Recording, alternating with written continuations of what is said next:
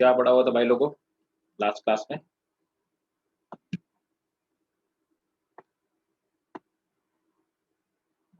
बोलो भाई।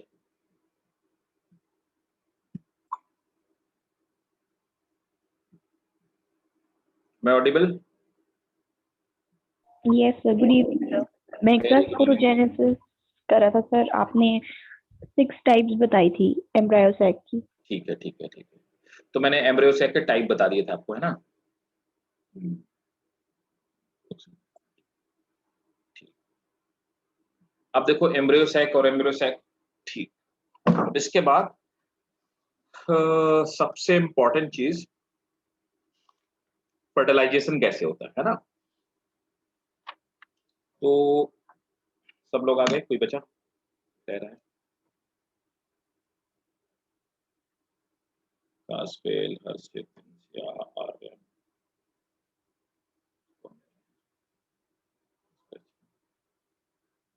देखो, अब देखो फर्टिलाइजेशन हमें देखना है कि प्लांट में फर्टिलाइजेशन हमने microsporogenesis, megasporogenesis, microspore, megaspore, embryo sac सब चीजें पढ़ ली। ओव्यूल का स्ट्रक्चर मैंने बता दिया। तो पहली बात तो पॉलन जाकर के, है ना, कैसे जर्मिनेट करता है थोड़ा सा ये बता देता हूँ, और क्या बताता हूँ, फिर उसके बाद समझाता हूँ फर्टिलाइजेशन कैसे होता है।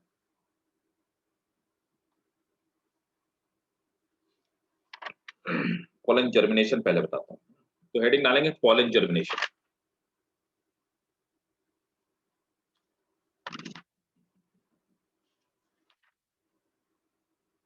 पॉलन जर्मिनेशन और पॉलन जर्मिनेशन एंड पॉलिनेशन, ठीक है, पहले ये बताता हूँ। ठीक, तो पहले अपन समझते हैं पॉलिनेशन, हालांकि आप सबको पता होगा पॉलिनेशन क्या होता है।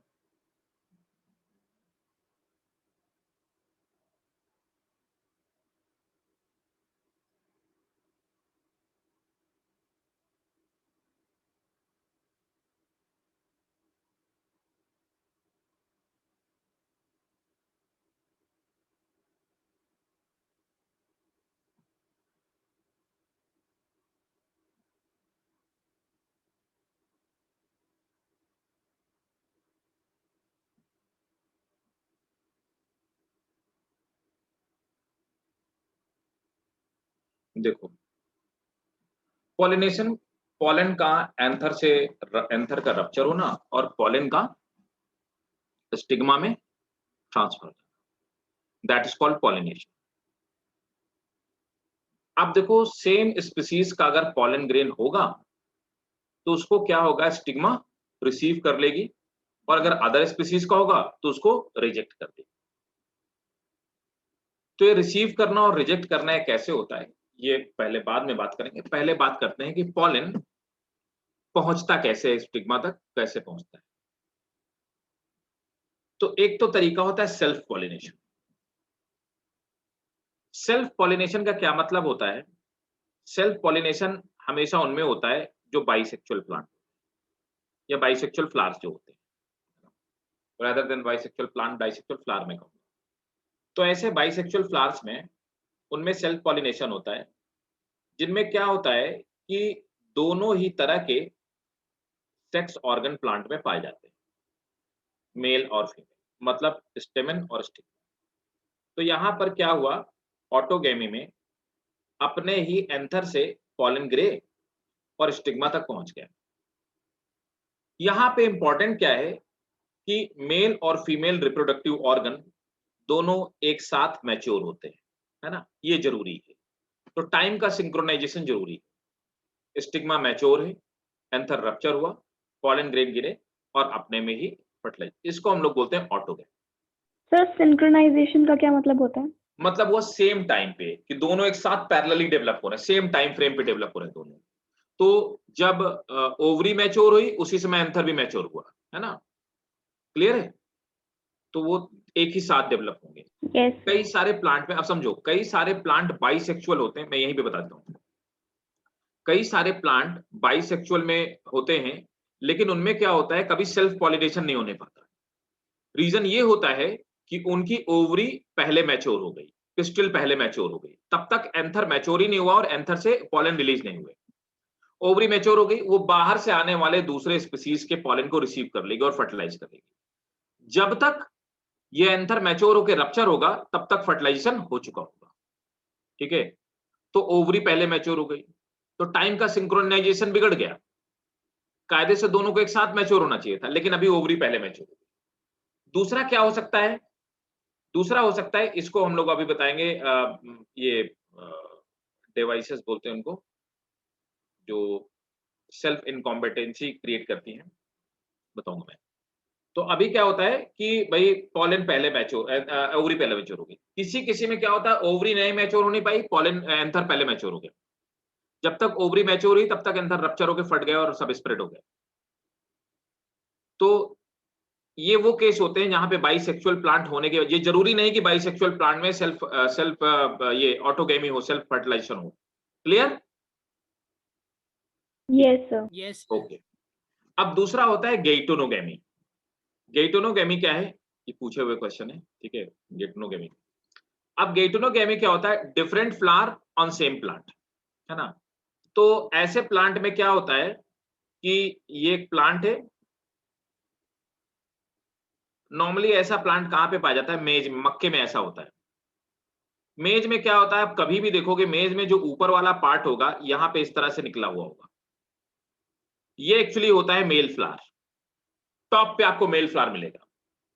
वो जो कॉर्प्स होते हैं ना, भुट्टे जिनको हम लोग बोलते हैं, वो जो कॉर्प्स होते हैं वो सब फीमेल फ्लावर होते हैं, वो सब नीचे की तरफ पाए जाते हैं। और इनकी ये पिस्टिल जो आपको ये बाल की तरह बाहर दिखाई देती है, हेयर्स की तरह जो लटके हुए दिखाई देते हैं, वो सब स्टिग्मा है, स्टिग्मा और स्टाइल है।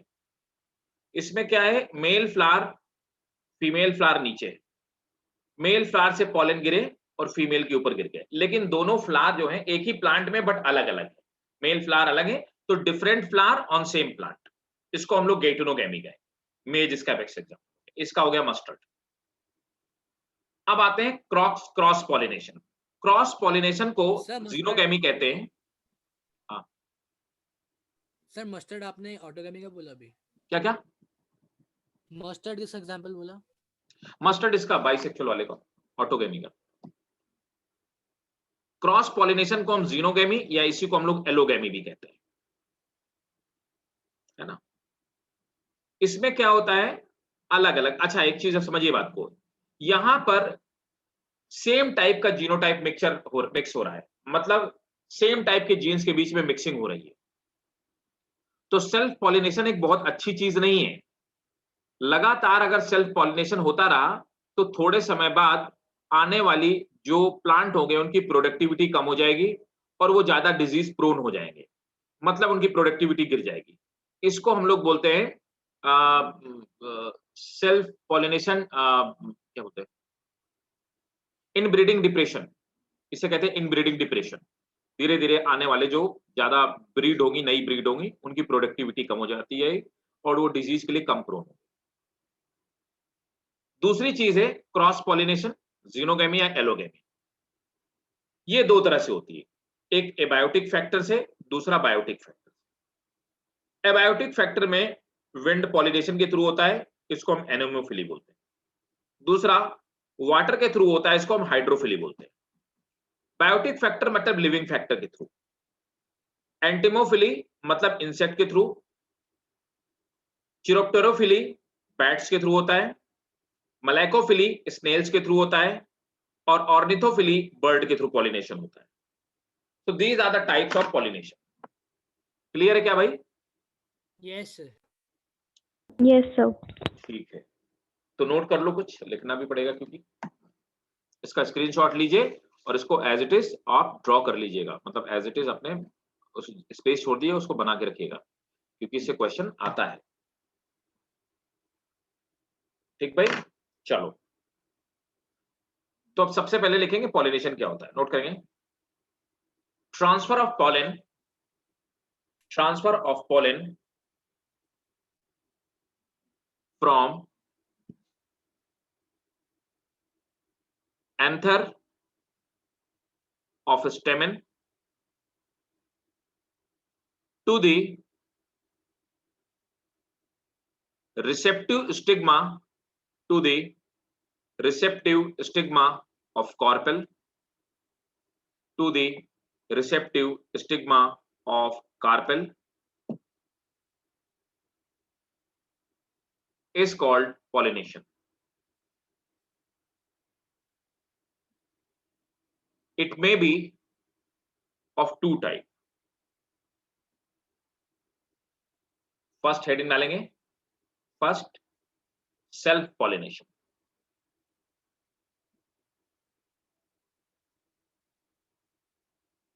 In self pollination,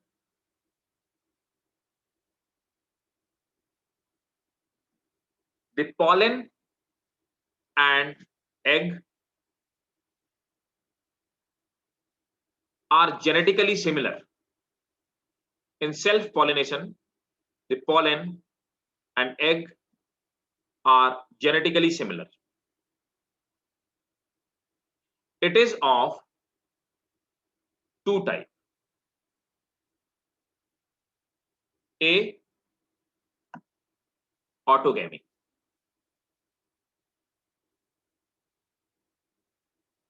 Transfer of pollen from anther of a flower, transfer of pollen from anther of a flower to the stigma of same flower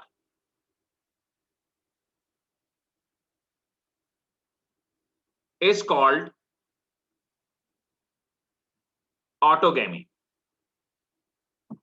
मैंने आपको थोड़ी देर पहले एक स्टेटमेंट कहा कि जरूरी नहीं है कि अगर बाइसेक्सुअल फ्लावर है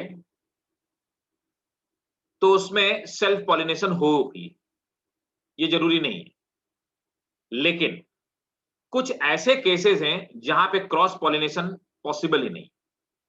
वो कौन सा केस है जहां पे क्रॉस पॉलिनेशन हो ही नहीं सकता है? ऑटोगैमी में वो कौन सा केस है जहां पे क्रॉस पॉलिनेशन पॉसिबल नहीं? कोई बता सकता है? इंसिया, हर्षित. सर जब फ्लावर बंद हो. जब फ्लावर बंद हो. क्या क्या कहते हैं उसको? बिल्कुल सही बात है, फ्लावर बंद हो. सर वो cleistogamous. Very good, very good, very good. Cleistogamy बोलते हैं. नोट करो. तो इसमें लिखेंगे क्लीस्टोगैमी, इसी में लिख लो, CLEISTOGAMY. नोट करेंगे. In cleistogamy, the flowers are bisexual,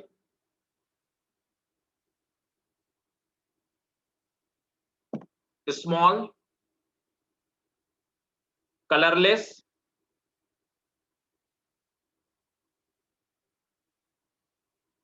they do not secrete nectar. Important है. In cleistogamy, इसके examples नीड में क्वेश्चन आता है, इसलिए मैं आपको बता रहा हूं. In cleistogamy, the flowers bisexual, small, colorless, do not secrete nectar, and they never open. Hence, it ensure they never open. Hence, it ensure the complete self pollination. देखो लैटिन है, क्लिस्टो माने होता है हिडन, और गैमी मतलब होता है मैरिज, हिडन मैरिज. ठीक है.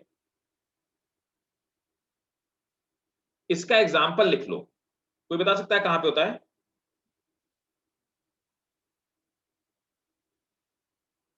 कॉमेलिना में.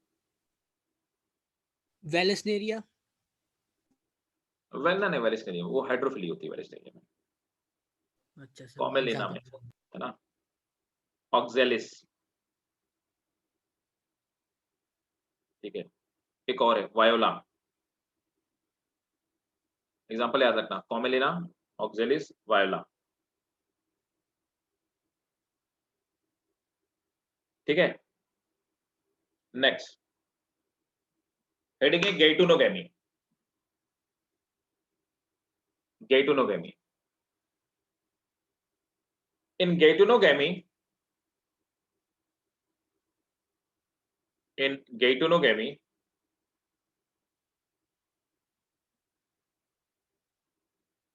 the pollen from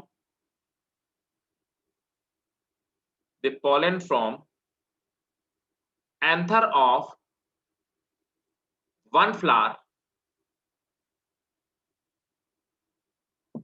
transferred to stigma of another flower born on same plant, born on same plant, full stop. It usually occurs in monoecious plant.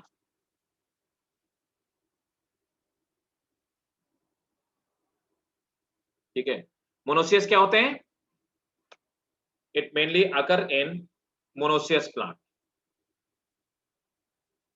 यहां पे मेल फीमेल प्लांट अलग नहीं होते, लेकिन वहां पे male flower and female flower on same plant. Mono मतलब एक ही प्लांट जिसमें हो, डायोसियस जिसमें मेल और फीमेल प्लांट अलग अलग हो, जैसे पपाया, और मोनोसियस जहां पे मेल और फीमेल प्लांट सेम ही होता है। ठीक है, ओके। अब आ जाते हैं क्रॉस पॉलिनेशन। तो वो जो भुट्टे का जो कॉब होता है ना, आप लोग क्या करते हो, पहले उसको छीलते हो, ऊपर से कवर निकालते हो, है ना? तो वो फ्रूट कवर होता है। उसके बाद फिर अंदर आपको जो बाल जैसे दिखाई देते हैं ना, वो सब क्या है? स्टाइल और स्टिग्मा है। और हर कॉर्न का एक सीड ओवरी है ना? और उसी से निकला हुआ स्टाइल और स्टिग्मा, वो स्टाइल और स्टिग्मा होते हैं जो चिपक जाते हैं। Cross pollination, cross pollination heading डालेंगे सेकंड। ठीक है, तो ये ए और ये बी हो गया, आप डालेंगे क्रॉस पॉलिनेशन सर एक सेकंड। बार वो मोनोइशियस और डायोइशियस में डिफरेंस। मोनोसियस में when male and female plant, male and female flower in same plant, ठीक है, तो एक ही प्लांट होगा। मोनो मतलब एक ही प्लांट। डायोसियस में when male plant bear male flower and female plant bear female flower, है ना? तो मेल और फीमेल प्लांट फ्लावर अलग अलग प्लांट में होंगे, तो इसलिए एक मेल प्लांट हो जाएगा, एक फीमेल प्लांट हो जाएगा। Example papaya. डायोइशियस का ना? हाँ, डायोसियस का, मोनोइशियस। डायोसियस का पपाया। पपीता में दो एक कुछ आप देखोगे, आपने 10 प्लांट बोए तो 10 में से फ्रूट नहीं आएंगे। आप देखोगे उनमें से एक प्लांट है जिसमें फ्रूट ही नहीं है, वो होता है मेल प्लांट। हमेशा फ्रूट फीमेल प्लांट में आते हैं। मेल प्लांट नॉर्मली पपाया में आप देखोगे लंबा सा होगा, बड़ा सा होगा, उसमें फ्रूट कभी नहीं निकलेंगे। सर तो ये बाइसेक्सुअल मोनोइशियस ही हुआ ना?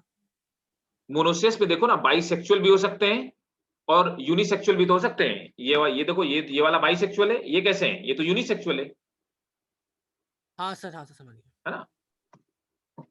क्लियर है ना सबको? Yes sir. खास फेल समझ आ रहा है ना? Yes sir. Aryan, Inshia, clear सब? Yes sir. Yes, sir. ठीक है, ग्रेट। अब देखो cross pollination, it involves the transfer of pollen grain from flower of one plant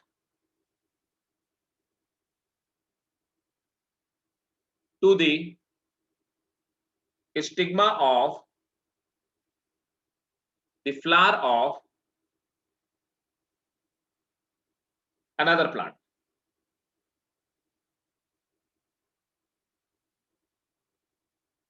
Full stop. It is also called xenogamy. xeno का मतलब होता है स्ट्रेंज और गैमी का मतलब होता है मैरिज। ठीक है, xenogamy का मतलब होता है स्ट्रेंज मैरिज और एलोगैमी का मतलब होता है अदर मैरिज। एलो का मतलब होता है अदर, गैमी मतलब मैरिज, तो इसलिए इसको जीनोगैमी या एलोगैमी भी कहते हैं।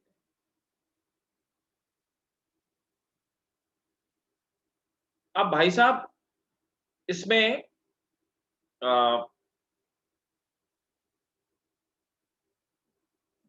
एक चीज मैं आपको बता रहा था, वो यहीं पे ऐड ऑन कर लेता हूं कि क्रॉस पॉलिनेशन बाइसेक्सुअल में भी हो सकता है। नोट करो, यहीं पे नोट करके लिखो अलग से, note. Cross pollination is also possible in bisexual plant where in some flower anther mature, where in some flower anther mature before pistil and the phenomena is called protoandry.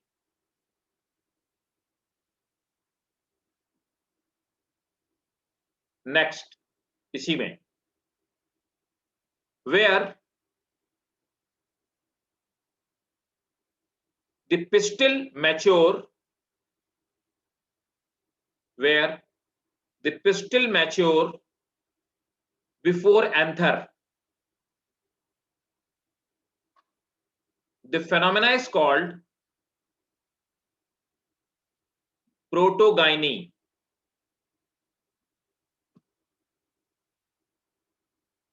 तो cross pollination bisexual में कब हो सकता है?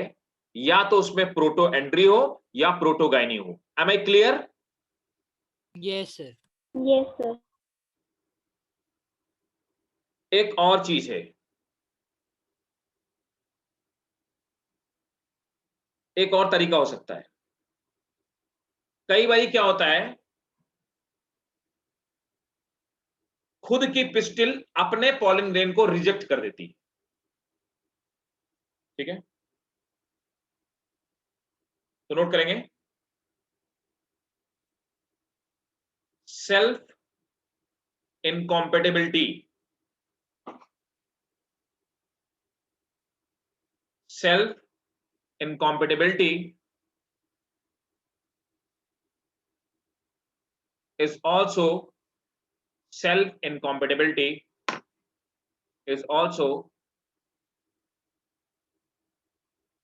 a phenomena due to which cross pollination takes place in bisexual plant.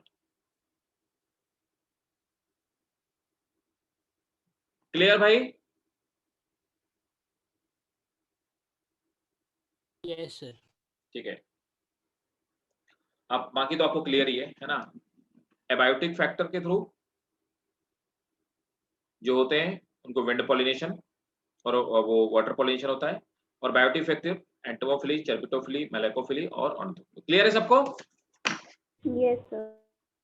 ठीक है, ये cross pollination के टाइप हो गए। ये डायग्राम जरूर बनाइएगा, प्रोटोएंड्री याद रखिएगा, प्रोटोगाइनी याद रखिएगा, सब नीट के लिए बहुत इंपॉर्टेंट है। तो सब कुछ क्लियर है? किसी को कोई डाउट पूछिए पहले, फिर मैं आगे बढ़ूंगा।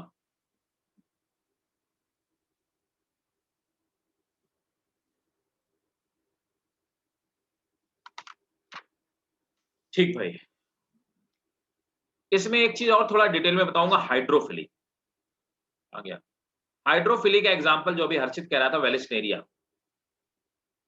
तो वेलिस्नेरिया थोड़ा सा पिक्यूलियर है ना, तो ये हाइड्रोफिली का बेस्ट एग्जांपल है। मैं वेलिस्नेरिया में पॉलिनेशन, तो यहीं पे नोट कर लो, आपके एनसीईआरटी में भी दे रखा है, पॉलिनेशन इन वेलिस्नेरिया, ब्रैकेट में हाइड्रोफिली।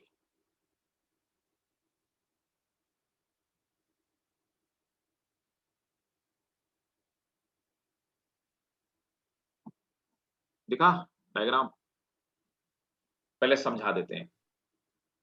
देखो वेलिस्नेरिया में आप देख पा रहे हैं कि ये स्टेमिनेट फ्लावर है, मतलब कि मेल फ्लावर है जिनमें स्टेमन मौजूद है। मेल फ्लावर्स क्या करते हैं, ये टूट टूट के ऊपर की तरफ निकलते रहते हैं, ये मेल फ्लावर है। अभी मेल फ्लावर ऊपर की तरफ तैरते रहते हैं, ये वाटर लेवल है, मेल फ्लावर तैरते रहते हैं। फिर क्या होता है, रिप्रोडक्शन के टाइम पे ये फीमेल फ्लावर जो है, ये फीमेल फ्लावर नॉर्मली ऐसी कंडीशन में रहते हैं, क्वाइल्ड, ठीक है, this is female flower. During reproduction this pedicel of female flower uncoil and reaches to surface.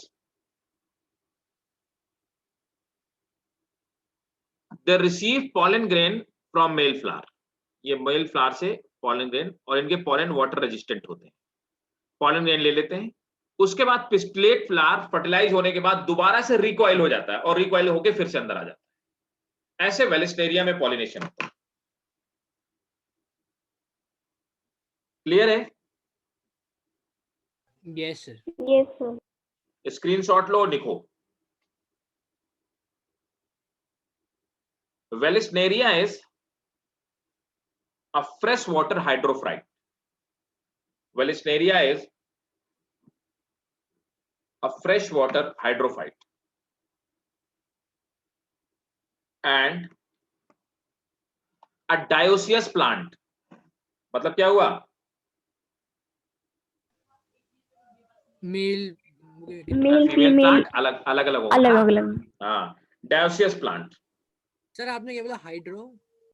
Vallisneria is a freshwater hydrophyte, मतलब फ्रेश वाटर में पाया जाता है, लेक्स वगैरह में, पॉन्ड वगैरह में। Vallisneria is freshwater hydrophyte where phyte या file? Phyte, phyte, PHYTE, plant है। हाइड्रोफाइट मतलब वाटर का plant. Vallisneria is freshwater hydrophyte.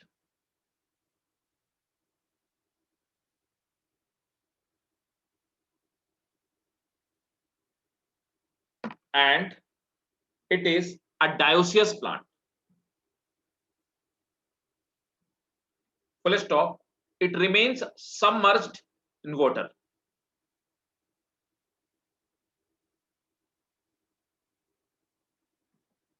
Next point. Mature male flower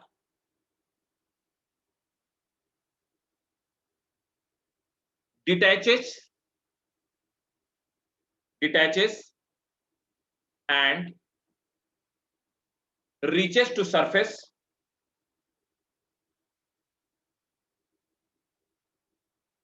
and float with water. Full stop. The mature female flower, the mature female flower remains attached with the mature female flower remains attached with plant with the help of long stalk.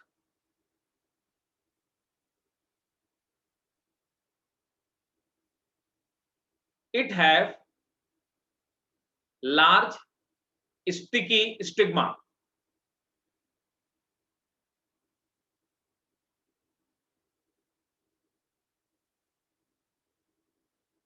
when male flower comes close to stigma, when male flowers comes close to stigma, anther bust and releases flower, releases pollen. Anther bust and releases pollen. Pollination occurs at the surface of water.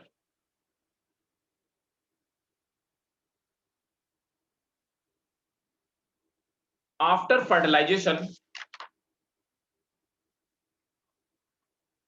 female flowers, after fertilization, female flowers are pulled down. ठीक भाई? Yes, sir. That's it for the fertilization. Now come to the, sorry, that's it for the pollination. Now come to the fertilization. Heading डालेंगे fertilization.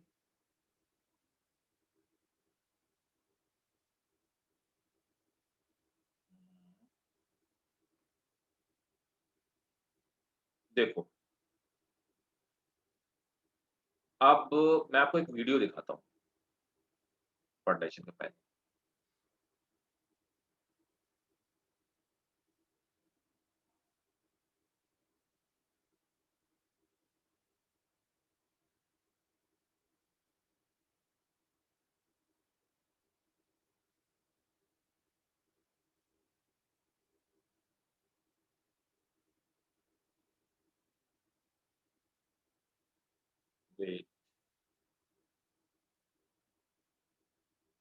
निकालने का video फिर दिखाता हूँ.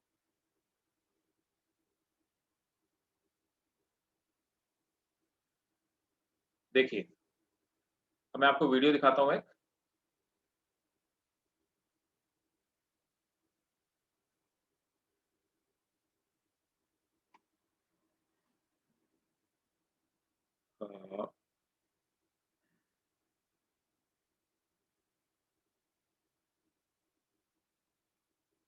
देखो, ये डबल फर्टिलाइजेशन यहाँ पे दिखाया जा रहा है ना.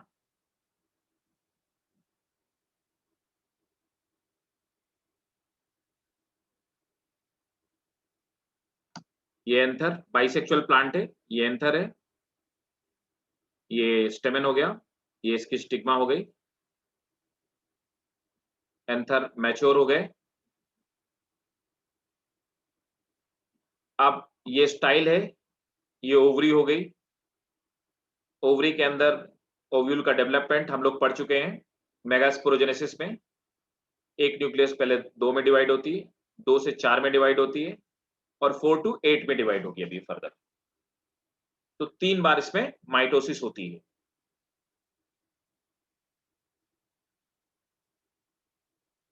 Megaspore, functional megaspore, first division,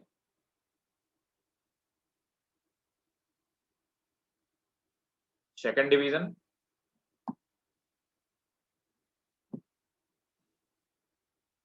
third division.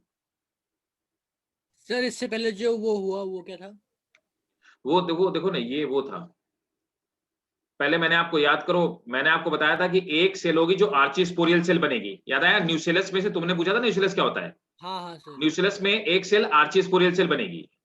आर्चीस्पोरियल cell में मियोसिस होगी. मियोसिस होकर 1 से 4 सेल बनेगी. 4 में से 3 डिजेनरेट हो जाएंगी. अच्छा ओके सर. तो माइक्रोपाइलर एंड पे एक सेल होगी. वो माइक्रोपाइलर एंड पे एक सेल है, वही आगे चल के फंक्शनल मेगास्पोर है. उसी से एम्ब्रियोसैक बनेगा. अब इस एम्ब्रियोसैक के अंदर की न्यूक्लियस 3 बार डिवाइड करेगी माइटोसिस से. इसके पहले वाला मियोसिस था, अब माइटोसिस होगी. कैरियोकाइनेसिस हो रही है, न्यूक्लियस डिवाइड हो रही है, लेकिन साइटोकाइनेसिस नहीं हो रही है.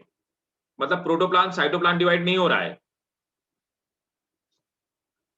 8 न्यूक्लियस बन गई, 3 इस पोल पे 3 इस पोल पे आ गई. देखो दो बीच में रह गए जिनको हमने पोलर न्यूक्लियाई कहा।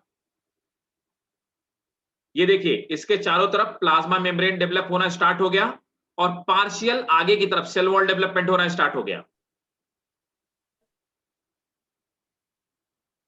ये दोनों क्या है? सिनर्जिड। सिनर्जिड। ये क्या है? एग बन गया, इसको हम मिला के एग ऑपरेटस कहते हैं। इसके चारों तरफ किसी भी तरह की कोई भी वॉल नहीं बनी है, ये अपने आप में एक सेल है।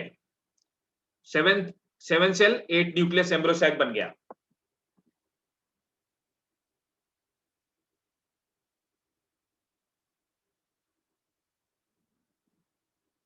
एंथर के अंदर एक्टिविटी देखिए, एंथर है,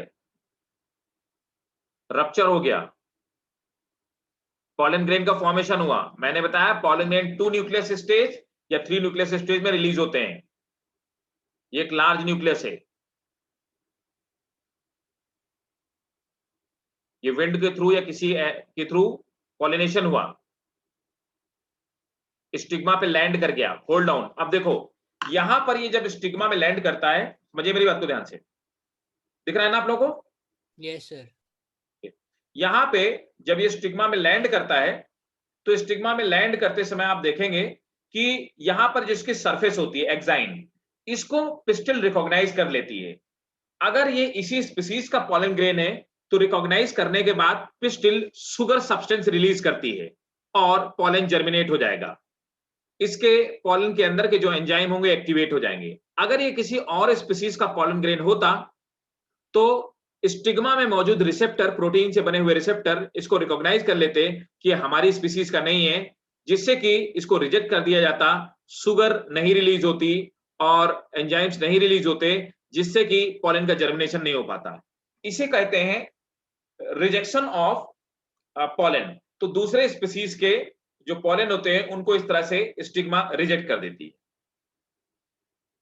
अब देखिए आगे, vegetative nucleus, generative nucleus. Vegetative nucleus से क्या बन गया? Hold on. वेजिटेटिव न्यूक्लियस से बना जाकर के पॉलन ट्यूब, और इसके अंदर आपको जनरेटिव न्यूक्लियस दिखाई दे रही है। अब ये जो जनरेटिव न्यूक्लियस होती है, जनरेटिव न्यूक्लियस जब ये ट्यूब ग्रोथ कर रही है तो ये वेजिटेटिव न्यूक्लियस से ही ट्यूब का फॉर्मेशन हुआ है। जो वेजिटेटिव सेल है उसकी न्यूक्लियस सबसे आगे टिप पे आपको दिखाई दे रही है। इसके पीछे जनरेटिव सेल है, जनरेटिव सेल दो में डिवाइड हो रही है। तो पॉलन ट्यूब जर्मिनेशन के समय पे जनरेटिव सेल डिवाइड होकर के दो स्पर्म का फॉर्मेशन करती है। क्लियर है? Yes sir. यस। देखिए पॉलन ट्यूब जर्मिनेट हुई। Pollen tube normally micropylar and से एंटर करती है। देखिए पॉलन ट्यूब के अंदर जनरेटिव सेल दो में डिवाइड हुई, दो स्पर्म बन गए। नॉर्मली आप देखेंगे पॉलन ट्यूब जनरली यहां से एंटर करती है, पॉलन ट्यूब यहां पे रप्चर हो गई, होल्ड डाउन। अब यहां पर जब पॉलन ट्यूब रप्चर हो जाती है तो पॉलन ट्यूब के रप्चर होते ही जो वेजिटेटिव न्यूक्लियस होती है वो डिस्ट्रॉय हो जाती है और यहां से वेजिटेटिव सेल का रोल खत्म हो जाता है और दोनों स्पर्म रिलीज कर दिए जाते हैं। पहला स्पर्म जैसे ही पहुंचा, उसने पहुंचते ही टच किया किसको? बगल वाली साइनर्जिड को, और साइनर्जिड डिस्ट्रॉय हो गई। Yes sir. पॉलन ट्यूब को यहां से यहां तक आने के लिए गाइड किसने किया? फिलीफॉर्म एपरेटस ने। फिलीफॉर्म एपरेटस क्या करते हैं? एक स्पेशल टाइप का केमिकल रिलीज करते हैं, उस केमिकल की वजह से पॉलन ट्यूब को गाइडेंस मिलता है। इस तरह से पॉलन ट्यूब के डेवलपमेंट को हम कीमोटैक्सिस कहते हैं। कीमोटैक्सिस, डेवलपमेंट और movement due to certain chemical. Is it clear? Yes sir. Aryan, खासपेल, Yes, sir. Insia? Yes, sir. Yes sir. ठीक है, ग्रेट। फर्स्ट फर्टिलाइजेशन हुआ, एक स्पर्म जाकर के एग से फर्टिलाइज हो गया, जाइगोट का फॉर्मेशन करेगा। दूसरा स्पर्म निकला, पोलर न्यूक्लियाई से फर्टिलाइज करेगा, तो यहां पर टेप्लॉइड जाइगोट बनेगा और यहां पर टेप्लॉइड एंडोस्पर्म बनेगा।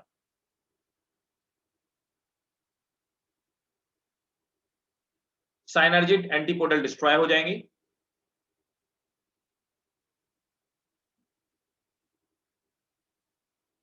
फर्टिलाइजेशन हो चुका, बाकी सबका रोल खत्म हो चुका है। अब ये ओवरी फ्रूट पे कन्वर्ट हो जाएगी। ठीक है भाई, समझ में आ गया सबको डिटेल में? सर जो साइनर्जिड डिस्ट्रॉय हुआ है वो किसके साथ फ्यूज होके हुआ था? ठीक है, जो साइनर्जिड वो डिस्ट्रॉय हुआ था। जैसे ही पहला वाला स्पर्म जाके एग से फ्यूज होगा ना, वैसे दोनों साइनर्जिड डिस्ट्रॉय हो जाएंगी। Okay sir.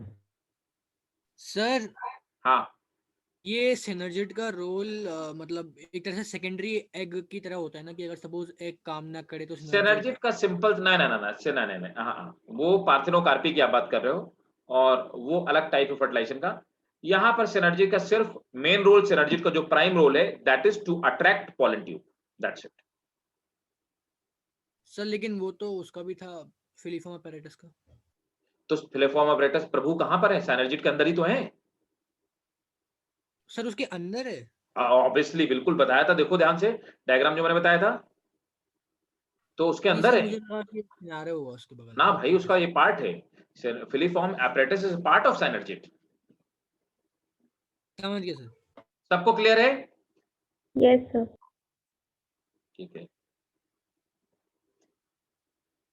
तो मैं इसको हटाता हूँ वीडियो को, और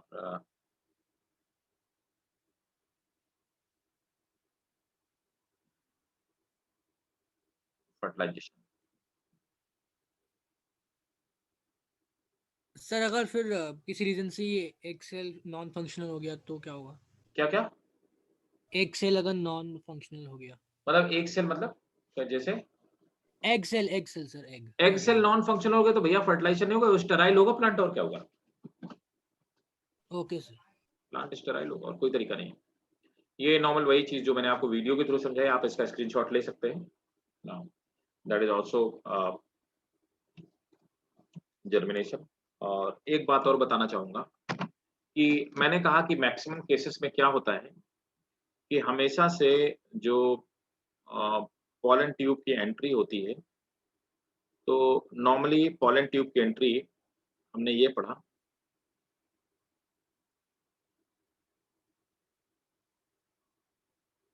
ये हमारा एम्ब्रियो सैक हो गया,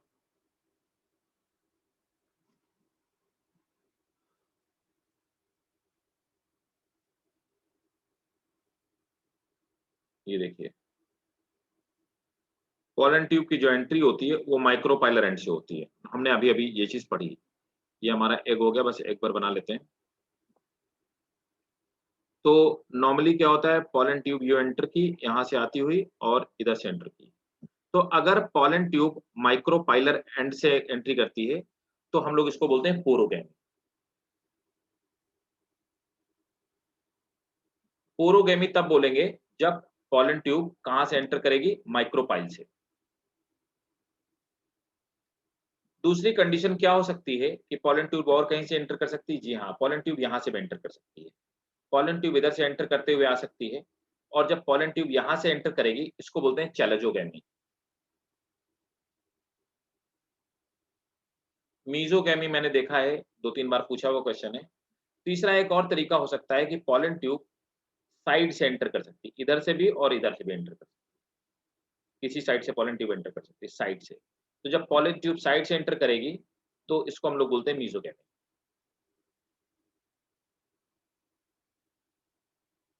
ठीक है, चलो नोट करो।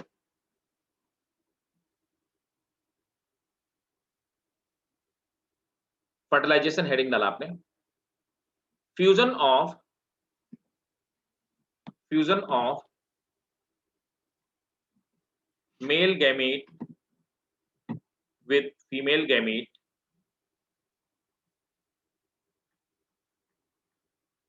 to form zygote. Fusion of male gamete with female gamete to form zygote within embryo sac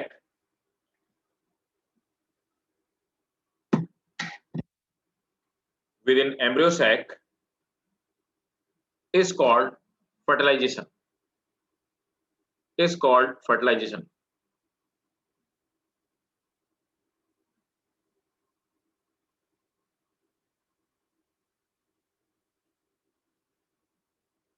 The male gamete are carried to the egg.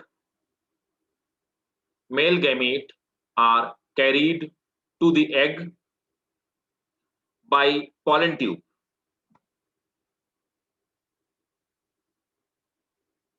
By pollen tube. And this process is called siphonogamy.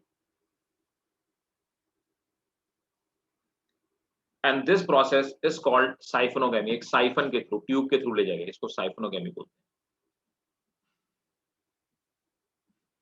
Next point.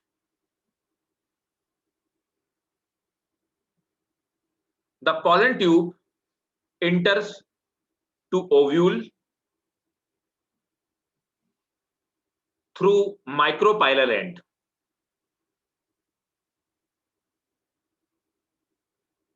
Pollen tube enter through micropylar end is called porogamy, comma, if enters through chalazial end, if enters through chalazial end, it is called chalazogamy.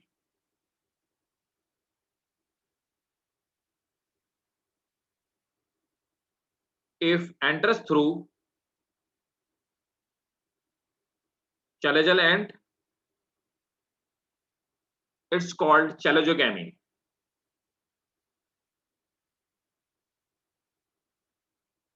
If enters through, comma, if enters through,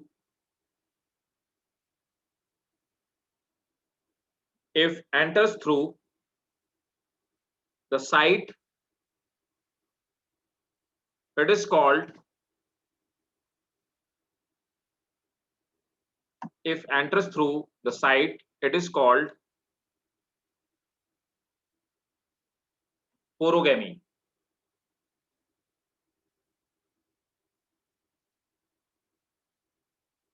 Mesogamy था ना? Sorry, mesogamy. It is called. If enters through the side or laterally, it is called mesogamy.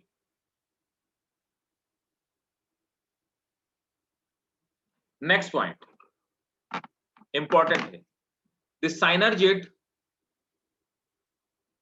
direct the growth of pollen tube, जो मैं अभी बता रहा था. The synergid direct the growth of pollen tube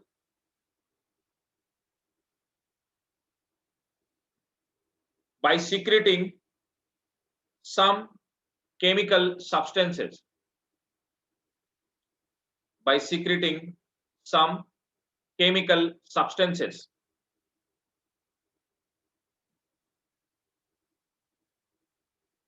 This is called chemotropic secretion. This is called chemotropic secretion.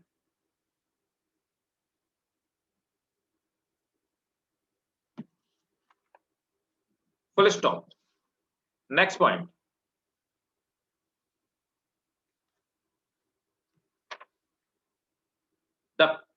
The penetrated synergid starts degenerating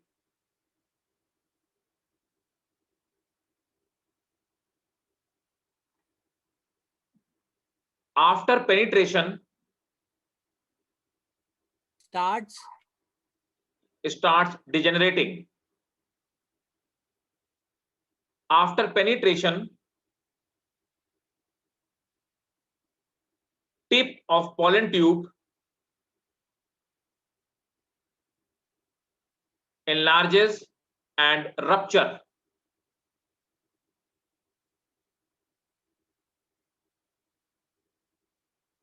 Which releases the two gametes or sperm.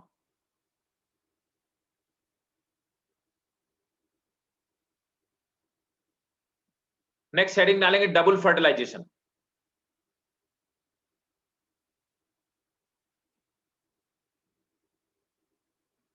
one male gamete fuses with egg. One male gamete fuses with egg to form diploid zygote. One male gamete fuses with egg to form diploid zygote, and the process is called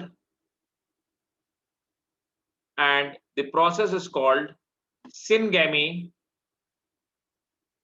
and the process is called syngamy or generative fertilization. The process is called syngamy or generative fertilization.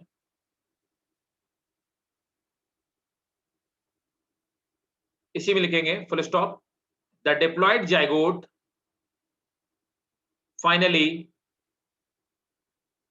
develop into embryo.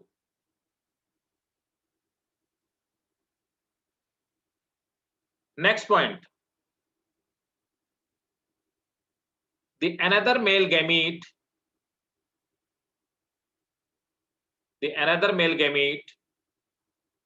fuses to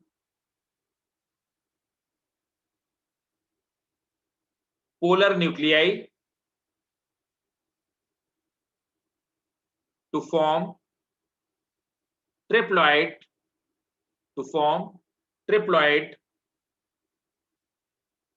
primary endosperm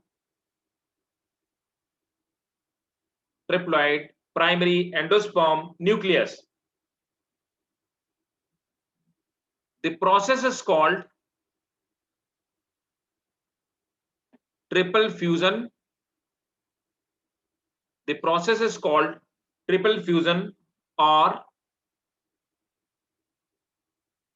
vegetative fertilization.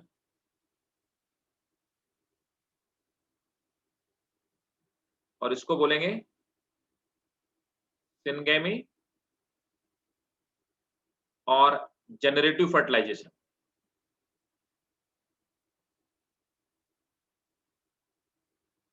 बताइए भाई, fertilisation clear है?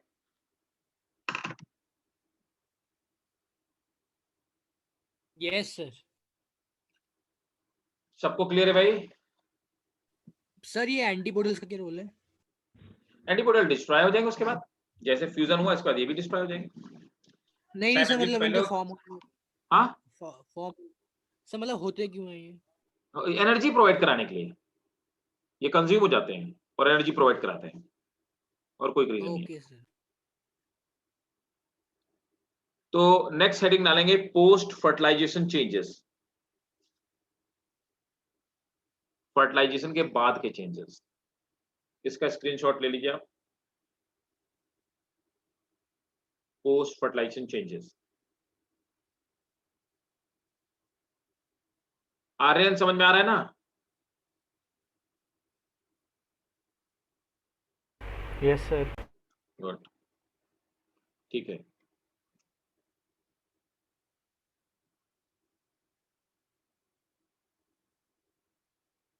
अब post fertilization changes में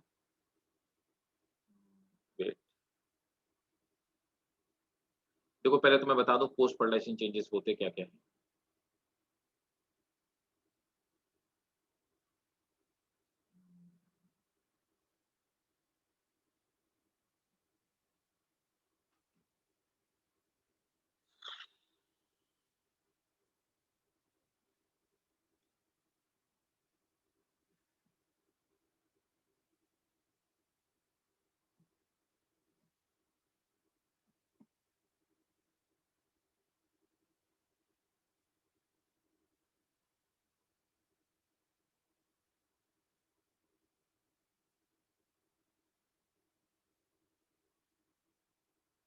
post fertilization changes में सबसे पहला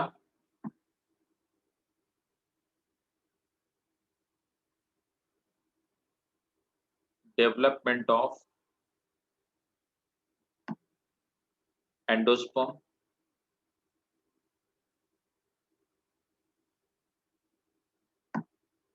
ठीक है, development of endosperm from triploid primary endosperm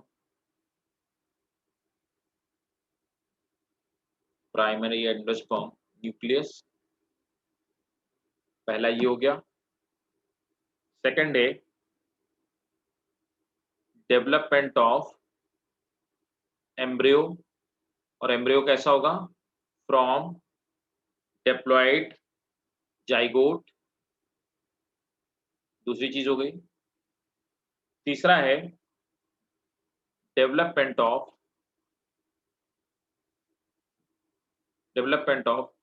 seed from ovule,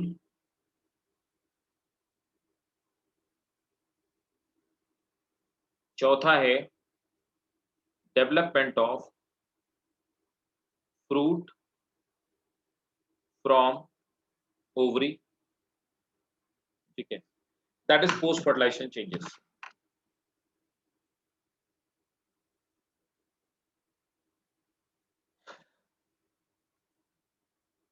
clear भाई? Yes sir. ठीक है, नोट करो। सबसे पहले डेवलपमेंट ऑफ एंडोस्पर्म, है ना। देखो एंडोस्पर्म कैसे डेवलप होता है। Wait,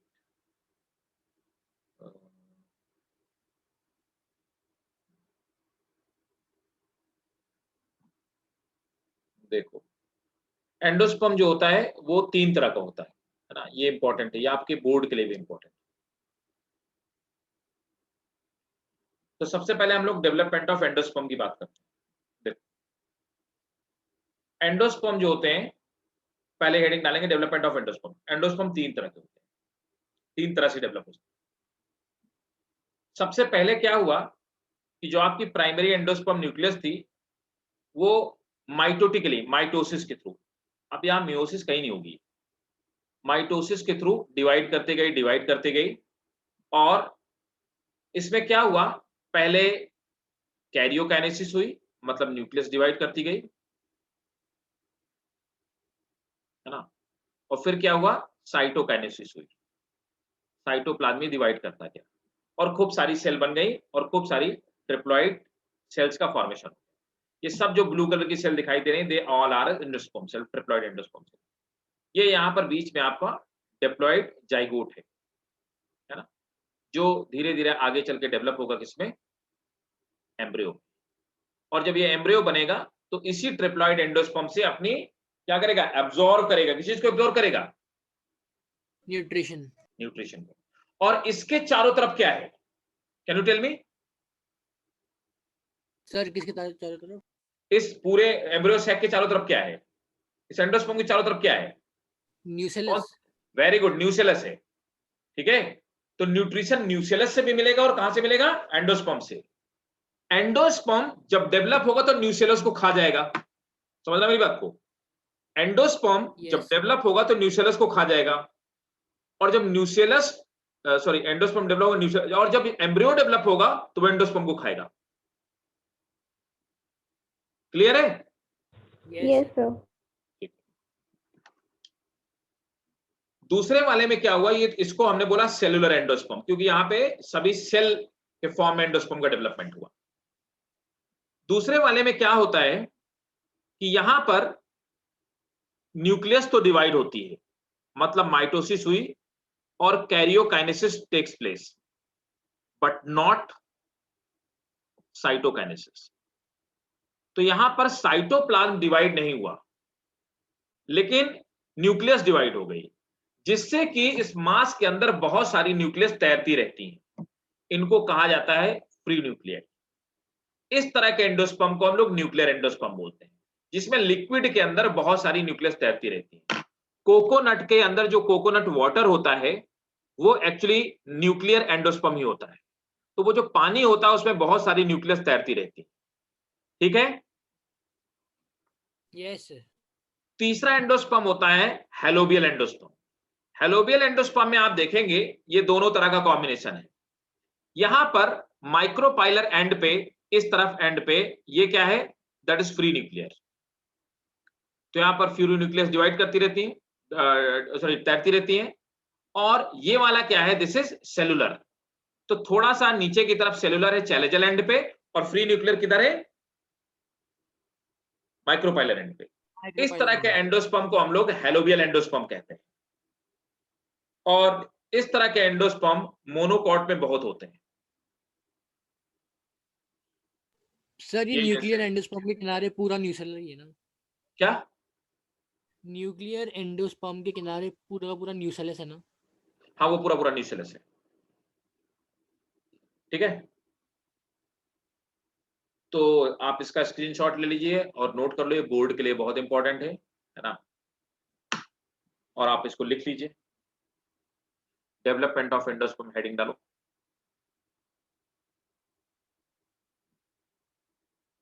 development of endosperm.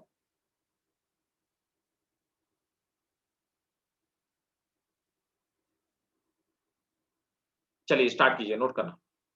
Endosperm is food laden tissue.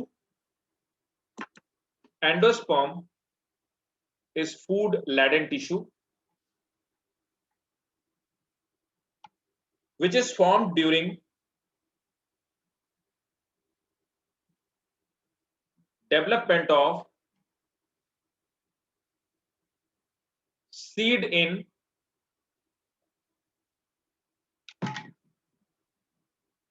which is formed during development of seed in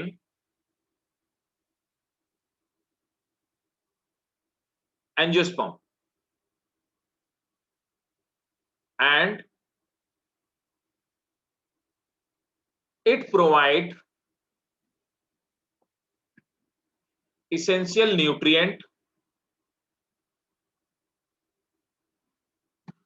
to growing endosperm and also to young seedling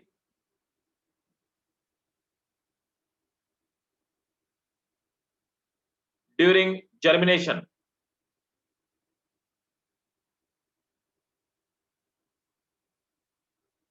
Full stop.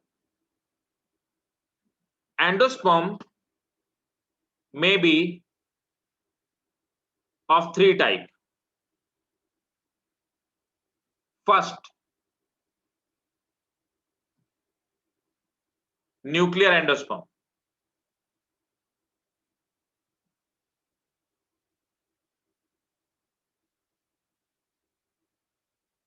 In nuclear type endosperm,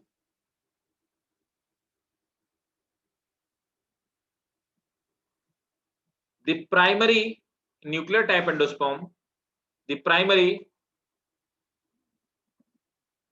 nucleus divide by repeated mitotic division,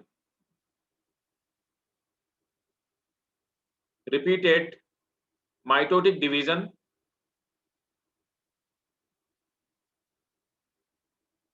without formation of walls. Full stop. It results formation of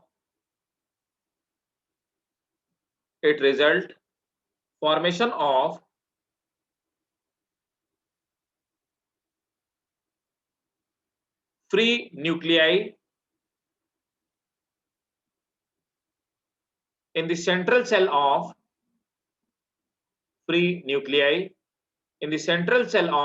embryo sac.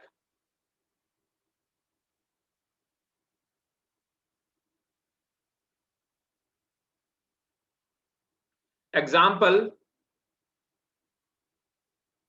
in coconut, endosperm is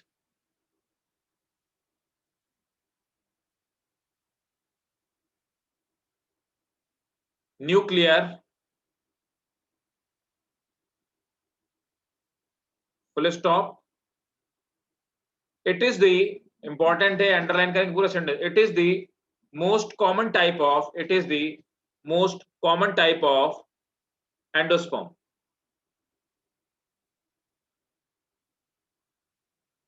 Next heading डालेंगे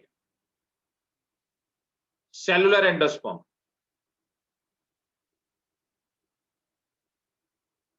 In cellular type endosperm,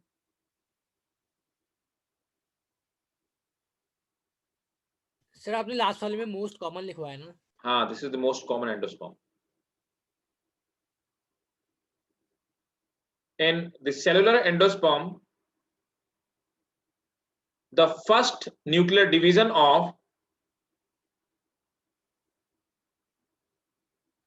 primary endosperm nucleus is followed by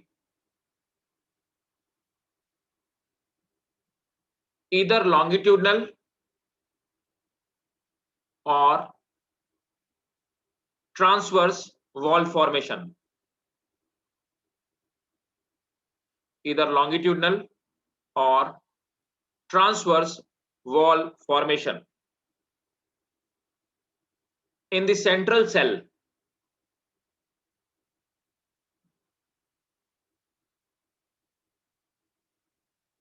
Full stop. Sir nuclear division के बाद क्या था? Nuclear division in the क्या लिखा? Nucleus क्या लिखा? Division of prime क्या लिखा? In this, बताना जरा. the first nuclear division in The first nuclear division in the primary endosperm nucleus हाँ sir, okay. is followed by yes sir, ये हो. transverse or longitudinal wall formation. Next point. Subsequent nuclear division and subsequent nuclear division and wall formation result the formation of cellular endosperm. Example, datura. ठीक है. Next heading डालेंगे helobial endosperm. Helobial endosperm. Sir ये जो आपने लिखवाया ये समझ नहीं आया, मतलब the first nuclear division of अरे भाई सिंपल सी, ये ट्रिप्लॉइड न्यूक्लियस है, दो में डिवाइड हुई, या तो ऐसे वॉल बनेगी या ऐसे वॉल बनेगी, इनमें से कोई एक वॉल बन जाएगी. उसके बाद फर्दर क्या होगा? Karyokinesis, cytokinesis, karyokinesis, cytokinesis, karyokinesis, cytokinesis, है ना. तो पहला डिवीजन हुआ तो पहले न्यूक्लियस डिवाइड हुई, मतलब कैरियोकाइनेसिस हुई, कैरियोकाइनेसिस हुई, फिर वॉल बनी तो साइटोकाइनेसिस हो गई. ऐसे बार बार कैरियोकाइनेसिस साइटोकाइनेसिस होती रहेगी तो सेल्स, बहुत सारी सेल का फॉर्मेशन होता रहेगा. ये इसका मतलब हो. Okay sir. और फर्स्ट डिवीजन लॉन्गिट्यूडनल होगा या हॉरिजॉन्टल, दोनों ही हो सकता है. Next, helobial endosperm. In this type of endosperm,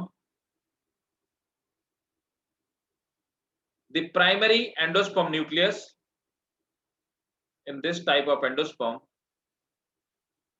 the primary endosperm nucleus moves to challegeal end, moves to challegeal end of embryo sac, moves to challegeal end of embryo sac, इधर की तरफ.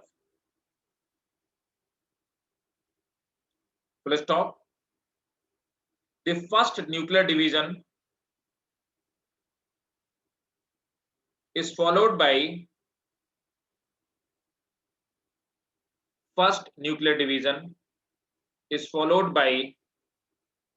formation of cell wall.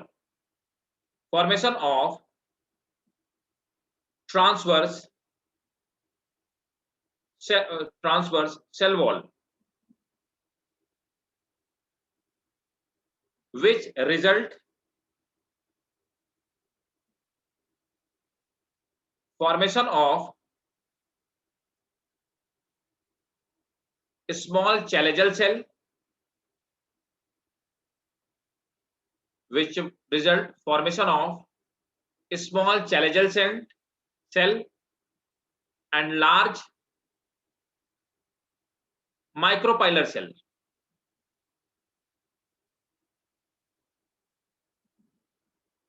Next point.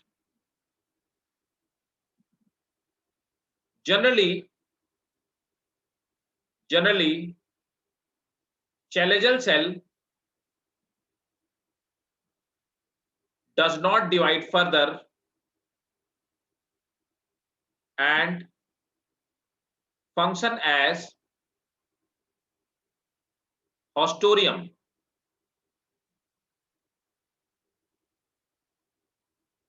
Nucleus of large microcell, nucleus of large micropylar cell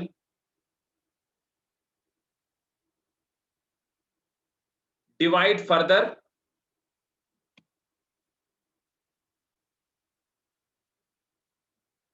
and free nucleus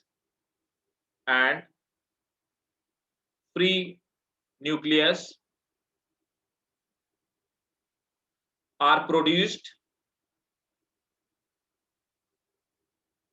This is called Halovial type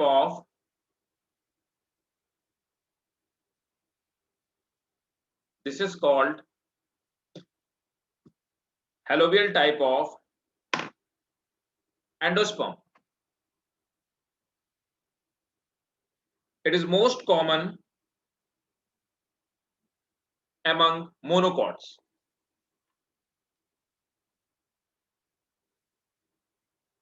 clear है भाई? Yes sir. ठीक है. तो types of endosperm आपके school मतलब बोर्ड एग्जामिनेशन के लिए it's very important.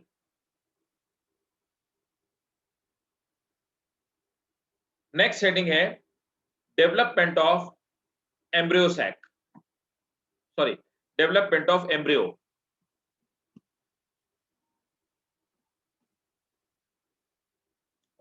ये थोड़ा सा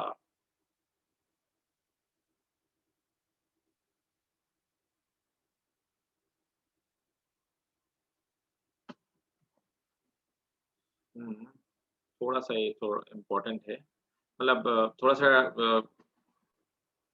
समझने लायक है.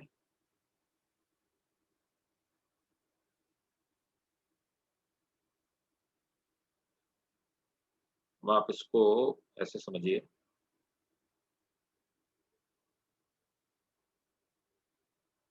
देखो कैसे होता है.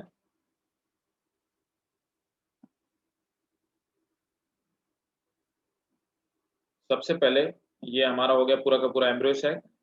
एम्ब्रियो सैक में ये एंटीबॉडी सेल्स हो गई, ये डिस्ट्रॉय हो गई, है ना. ये साइनर्जी डिस्ट्रॉय हो गई और इससे एंडोस्पर्म बन गया, एंडोस्पर्म. और ये एग सेल है. अब इसी एग सेल में इससे जाइगोट बना और ये हमारा जाइगोट हो गया. एग सेल से हमारा जाइगोट बना. अब जाइगोट ऊपर की तरफ डिवाइड होगा, एग से जाइगोट में डिवीजन होगा. ये अब जो जाइगोट में डिवीजन होगा this will be unequal division. और इस अनइक्वल डिवीजन में एक ऊपर की तरफ सेल बनेगी जो छोटी होगी और नीचे की तरफ एक बड़ी सेल बनेगी, है ना. तो अब ऐसे समझिए, ये जो बड़ी वाली सेल बनती है ये बनती है माइक्रोपाइलर एंड पे. यार ये डायग्राम छोटा है, मुझे एक सेकंड दो, मैं थोड़ा सा और कुछ दूसरा डायग्राम बनाने की कोशिश करता हूँ. ये बहुत छोटा है.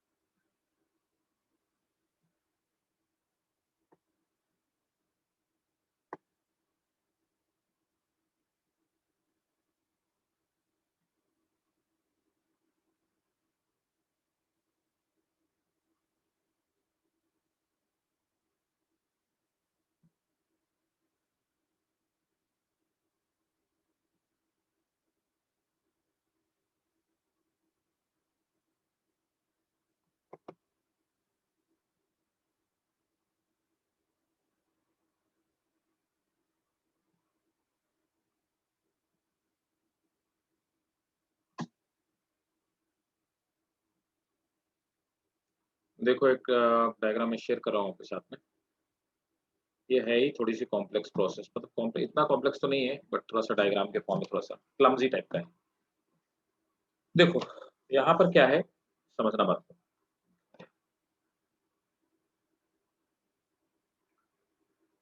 अब ये हमारी जो जाइगोट है ना, जाइगोट सेल है, ये जाइगोट। अब ये जाइगोट सेल अब डिवाइड करती है ना। अब ये किस फॉर्म में डिवाइड कर रही है, मैं इसको क्या करूं कि जब अगर पिक्सेल्स फटने लगे तो मुझे बताना। दिख रहा है क्लियर?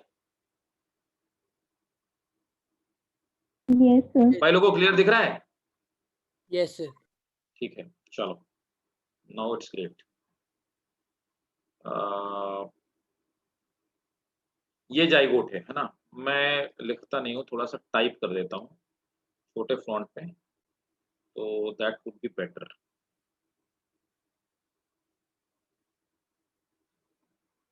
तो ये है भाई लोगों जाइगोट। जाइगोट डिवाइड करता है, और जाइगोट अनइक्वल डिवीजन होता है। इसमें एक आपको एक बड़ी सेल दिख रही होगी, एक छोटी सेल। जो बड़ी वाली सेल है वो सस्पेंसर सेल है, और जो छोटी वाली सेल है वो एम्ब्रियो सेल है, ठीक है ना। अब ये जो आपको एम्ब्रियो सेल है, ये टर्मिनल एम्ब्रियो सेल है चैलेजल एंड पे, चैलेजल एंड पे, ठीक है। और जो सस्पेंसर सेल है ये है माइक्रोपाइलर एंड पे, माइक्रोपाइलर एंड, है ना, ये माइक्रोपाइलर एंड पे। इससे बाद क्या होता है, अब आप देखोगे कि नीचे की तरफ ये जो आपकी चैलेजल एंड पे, सॉरी थोड़ा सा गड़बड़ लिख दिया,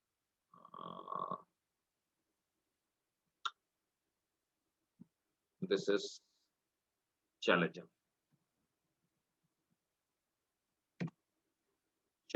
एंड, और ये भी क्या है, माइक्रोपाइलर,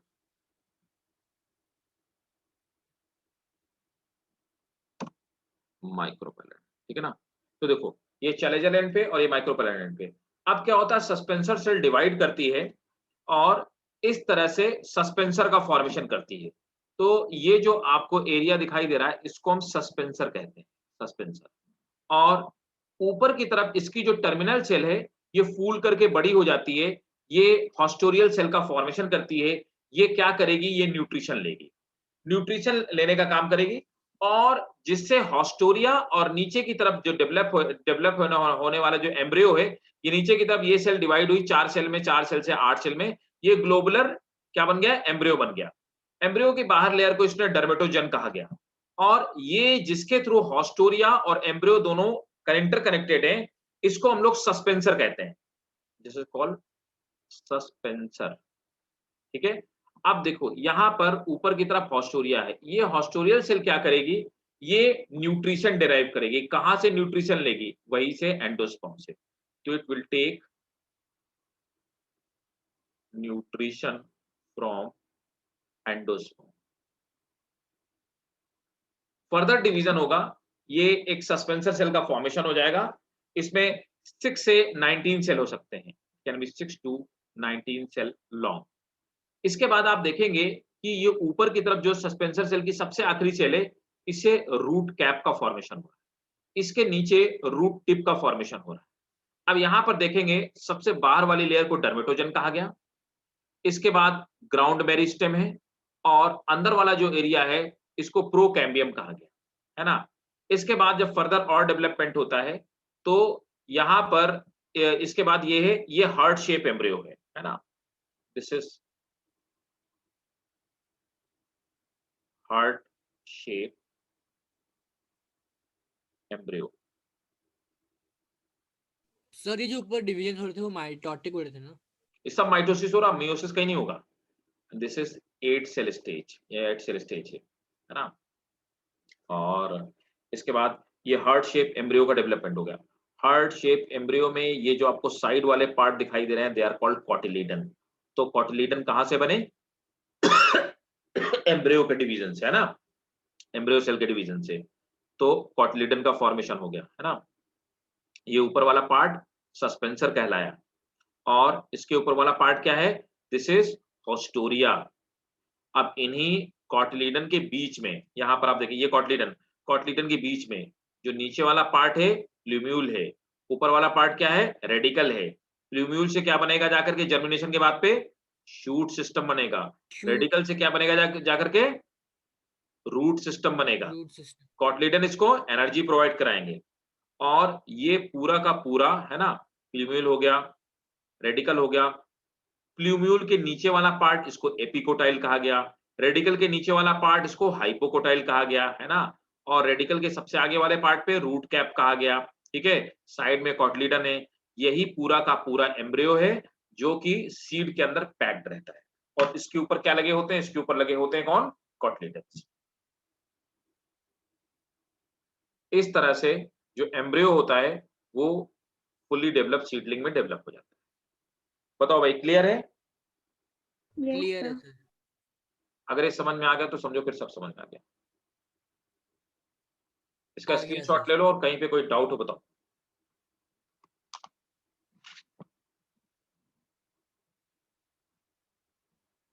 बस यही समझाना था।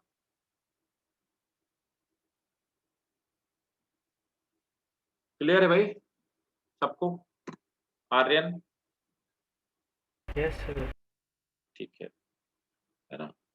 तो राइट, तो फिर यहीं तक रखते हैं और इसको नेक्स्ट क्लास में लिखवाऊंगा। ये आप मुझे रिकॉल कराओगे, आपको मुझे रिकॉल कराना है मैं नेक्स्ट क्लास में, और इसको आप अपनी बुक में ड्रॉ कर लेना। ये जरूरी है, ये बहुत इंपॉर्टेंट भी है। बस इतनी ही स्टेज आपको दिखानी है।